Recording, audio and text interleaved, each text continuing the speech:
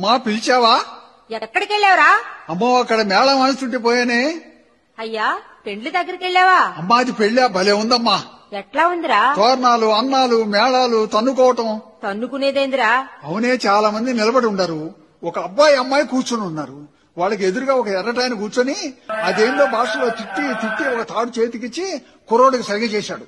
ఆ అబ్బాయి గబ్బక్కలు వేసి అమ్మాయి మెడలో కట్టి పీటు ముడేశాడు. ఇక ఆ అమ్మాయి కోపం వచ్చి అమ్మా పళ్ళులో బియ్యం ఉంటే తీసుకుని ఆయన నెత్తిని పోసింది. ఆ అబ్బాయి కూడా కోపం వచ్చి నెత్తిని పోశాడు బియ్యం. ఇద్దరు పోసుకొని పళ్ళాలు తీసుకొని తన్నుకుంటుంటే అంతా నవ్వుతారే గాని ఒక్కరైనా తప్పించలేదమ్మా. అదేందో బాణలో ఉంగరం వేసి ఇద్దరు చేతులు పెట్టించారమ్మా. తలంబ్రాలు ఉంగరం పెళ్లికి అంతేనయ్యా. అమ్మా మరి తాలిబొట్టు పెళ్లి కూతురు మెళ్ళ కట్టాడిందమ్మా. అంతేరా?